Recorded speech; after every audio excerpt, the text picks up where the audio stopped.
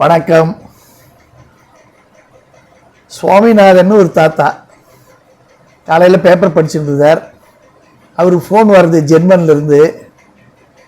அவருடைய பையன் ஜெயபால்னு ஒருத்தவர் வெளிநாட்டில், அதான் ஜெர்மனில் போயிட்டு செட்டில் ஆகியிருக்கார்.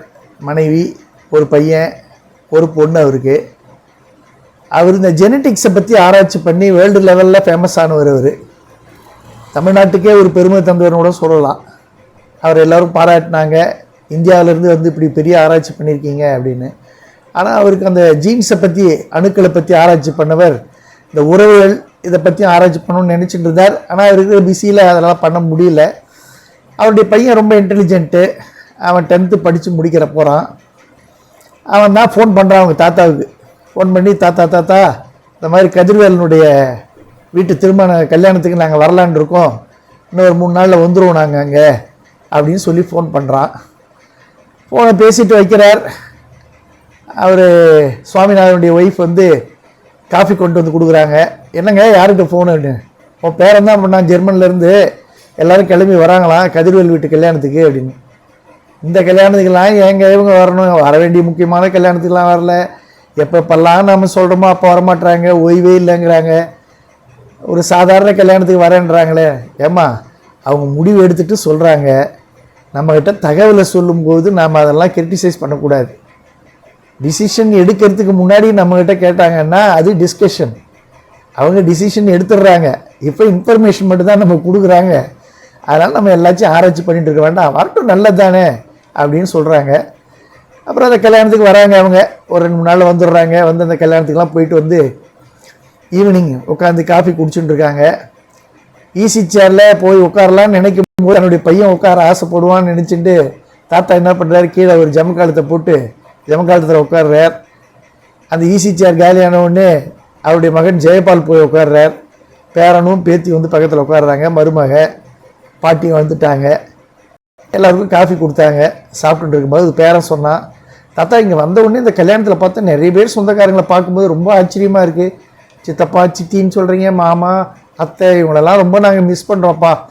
எனக்கு அதனால தான் நான் என்ன சொன்னேன், அப்பா கிட்ட, ஒரு வருஷம் நான் வந்து படிக்க மாட்டேன், ஊருக்கு வந்துடுறேன், தாத்தா வீட்டுக்கு வந்துட்டு எல்லா உறவுகளையும் பார்க்கணும் அப்படின்னு சொன்னேன். ஆனால் அவங்க விடமாட்றாங்கப்பா, விடமாட்றாங்க தாத்தா அப்படின்னு சொன்னான். உடனே அந்த தாத்தா சொன்னார், இதுக்கெல்லாம் ஏன்டா லீவ் போடுற, வருஷத்தை வீணாக்கிற, ஃபோன் நம்பர்லாம் தரேன், எப்பப்போ அவங்களுக்கு கல்யாண நாள், திருமண நாள், இந்த பர்த்டே எப்பப்போ வருதோ அதுக்கெல்லாம் பார்த்து ஃபோன் பண்ணி, எப்படி தாத்தா, எப்படி சித்தப்பா, மாமா எல்லாரையும் நீங்கள் வந்து ஒரு அன்போடு பேசும்போது அந்த உறவுகள் எப்பவுமே இருக்கும். தூரத்தில் இருந்தாலும் நெஞ்சிலே நிலைத்து நிற்பேன். இதுக்கெல்லாம் ஏன்ப்பா நீ வந்து ஒரு வருஷத்தை வீணாக்க போகிற அப்படின்னு சொல்கிறாங்க. இல்லை தாத்தா, எனக்கு அப்பாட்டெலாம் கேட்டால் அப்பா ரொம்ப கோவப்படுறாரு, எதை பற்றி கேட்டாலும் அவர் பிஸியாக இருக்கார், அப்படி உறவுகள் நட்புகள் இதுக்கெல்லாம் வந்து ரொம்ப பிரச்சனையாக இருக்குது அப்படின்னு மட்டும் சொல்லுவார், அது ஏன் தாத்தா அப்படின்னு கேட்டா வேற. அதுக்கு தாத்தா என்ன சொன்னார், உறவும் நட்பும் வந்து ரொம்ப புனிதமானது, அதை நம்ம வந்து சும்மா சொல்லக்கூடாது. வாழ்க்கையில் ரயிலில் போகிற மாதிரி சொல்லுவாங்க. அந்த ரயிலில் போகும்போது உறவும் நட்பும் 2 வழி தண்டவாளங்கள், 2 தண்டவாளங்கள், போகிறதுக்கு வரத்துக்கு 2த்துக்குமே அந்த 2 நமக்கு முக்கியம் அப்படின்னு சொல்லுவார். அது எப்படி அப்படின்னு கேட்பான் பேரன். அதுக்கு அவர் என்ன சொல்லுவார்னா, நம்ம எப்படி வந்து உறவுகள் ஃபார்ம் ஆகுது, அன்பு பண்பு பாசத்தில் தான் உண்டாகுது. அன்பை செலுத்துவதை கற்றுக் கொடுக்கறது முத தாய், தாயின் வழியே வந்து தந்தை, அவருடைய உறவு, தந்தை வழி உறவு, இப்படி தான் உறவு. உணர்வுகளின் சங்கமம் தான் வந்து உறவுகள். அந்த உணர்வுகளின் சங்கமம் சொல்லும்போது அந்த உணர்வுகளுக்கு அடிப்படையானது எது? அன்பு.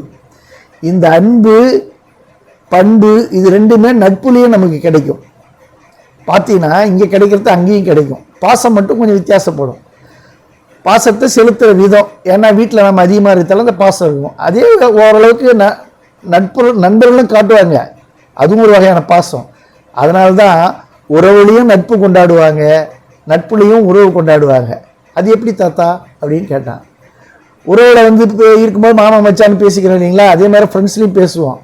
ஆனால் உறவில் நட்புன்னா எல்லாத்தையுமே ஒரு ஃப்ரெண்ட்லி அப்ரோச் பண்ணுறது, அந்த மாதிரி இருக்கிட்டு வரும்.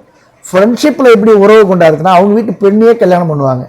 ஆழ்ந்த நட்பு, இது ரெண்டும் இருக்கும். உறவும் நட்பும் இல்லைன்னா வாழ்க்கை இனிப்பாகவே இருக்காது அப்படின்னு சொல்லுவாங்க. The relations are bundle of love, affection and ஃபீலிங்ஸ்னு சொல்லுவாங்க. இது ரெண்டுத்துலேயுமே இருக்கும். நாம் ஒருத்தவங்களை லவ் பண்ணுறதுக்கும் அன்பை பெறுவதற்கும் அன்பை கொடுப்பதற்கும் தான் நம்ம பிறந்திருக்கோம் நம்மெல்லாம். இதில் என்ன ப்ராப்ளம்னா அந்த கம்யூனிகேஷன் தான் பெரிய ப்ராப்ளம். என்ன பண்ணுவோம், நாம் லிசன் பண்ணுவோம், ஆனால் அண்டர்ஸ்டாண்ட் பண்ண மாட்டோம். அப்படி லிசன் பண்ணுறது என்னதுக்குன்னா ரிப்ளை பண்ணுறதுக்காக இருக்கும். அதாவது அறிவோம் தெரிவோம் ஆயினும் புரிந்து கொள்ளோம் அப்படின்னு நான் ஒரு கவிதை எழுதியிருந்தேன். அதனால் எல்லாம் நமக்கு தெரியும், ஆனாலும் புரிஞ்சுக்கிறது கிடையாது. அதனால தான் மிஸ் அண்டர்ஸ்டாண்டிங்ஸ் நிறைய ரிலேஷன்ஷிப்பில் வரதுக்கு காரணம். ரெண்டாவது உறவுகளில் ஸ்டேட்டஸ் பார்க்கக்கூடாது. இப்போ ஒரு உதாரணத்துக்கு தாயின் வழி சொந்தங்கள் அம்மான் மாமா அப்படின்லாம் சொல்லுவோம். அவங்களாம் வாழ்வின் நிலையில் பார்க்கும்போது நீ உயர்ந்திருக்கலாம், உன்னோட அவங்க தாழ்ந்துருக்கலாம். ஆனால் அந்த மாதிரி பார்க்கக்கூடாது. நமக்கு தாய் மாமன் அம்மான் மாமா அப்படின்னு தான் பார்க்கணும். சித்தப்பா உறவுகளை வச்சு தான் பார்க்கணுமே தவிர அவங்களுடைய ஸ்டேட்டஸை வச்சு பார்க்கக்கூடாது. பாசம் தெரிந்தவர்களிடம் உறவுகள் இருப்பதில்லை என்று சொல்லுவாங்க சில பேர். அது ஏன்னா பாசம் இருக்கும் தெரியும், ஆனால் அந்த பாசத்தை காட்ட தெரியாது. செய்ததெல்லாம் சொல்லி சொல்லி காட்டின்னு இருப்பாங்க. அப்போ என்ன ஆகும்னா அந்த ரிலேஷன்ஷிப் ஸ்பாயில் ஆகிடும். குணம் மாறாமல் பழகுபவர்கள் தான் சிறந்தவர்கள் அப்படின்னு சொல்லுவாங்க. உதவியதை சொல்லி காட்டக்கூடாது. சமயம் பார்த்து உதவி செய்கிறது தான் உண்மையான உறவு. இப்போ இன்னைக்கு ஒருத்தவங்க கஷ்டப்படுறாங்கன்னா முடிஞ்ச அளவு கொடுக்கலாம். பணம்ன்றது செகண்டரி திங். இப்போ நான் சொன்ன பற்றி அந்த அன்பு பண்பு பாசத்தை வச்சு உருவானது உறவுகள். அந்த உறவுகளை ஸ்பாயில் பண்ணுறது எது தெரியுமா? ஃபஸ்ட்டு பணம், ரெண்டாவது இழிவான குணம் ஈகோ, மூணாவது என்ன தெரியுமா ஆட்டிடியூட், நாலாவது அறியாமை. இந்த மூணு சொன்ன பணம் தான் இந்த மூணையுமே ஆட்டுவிக்குது. ஈகோன்ற குணம் எப்போ வருது? ஆட்டிடியூடு எப்போ வருது? அறியாமைன்னா உண்மையான உறவை பற்றி தெரிந்து கொள்ளாமை. நீ பணம் தான் பிரதானம்னு நினைக்கக்கூடாது. பணத்தை இல்லைன்னு சொல்கிறதுக்கு நாசூக்கா சொல்கிறது இருக்குது. இல்லை என்னால் இப்போ முடியல அப்படின்னு தரேன்னு வாக்கு கொடுத்துட்டு தராமல் இருக்கிறது, பார்க்கலான்னு சொல்லி கடைசியில் காலை வர்றது, இந்த மாதிரிலாம் இருக்கும்போது தான் உறவுகள் கெட்டு போகுது. நட்புலையும் அப்படி தான். உறவும் நட்பும் ஒரு உன்னதமான உணர்வுகளுக்கு மதிப்பு தரணும். என்ன அப்படி இருந்தால் தான் அது நல்லா இருக்கும். இதை தான் என்ன பண்ணுவாங்க, அவங்கவுங்க நியாயங்கள் தான் வாழ்க்கை அப்படின்னு சொல்கிறார் ஜெயகாந்தன். ஆனால் அவங்களுக்கு பிடிச்சது மற்றவங்களுக்கு பிடிக்காது, மற்றவங்களுக்கு பிடிச்சது அவங்களுக்கு பிடிக்காது.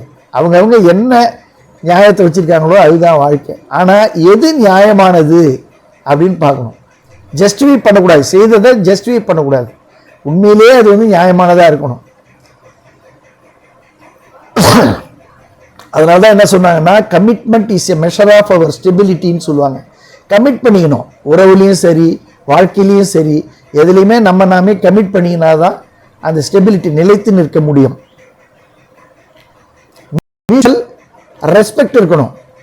ரிலேஷன்ஷிப்பில் மியூச்சுவல் ரெஸ்பெக்ட் இருக்கணும். அப்போ தான் அது நல்லாயிருக்கும். உறவும் நட்பும் இல்லாமல் ஒன்றுமே இல்லை வாழ்க்கையில்.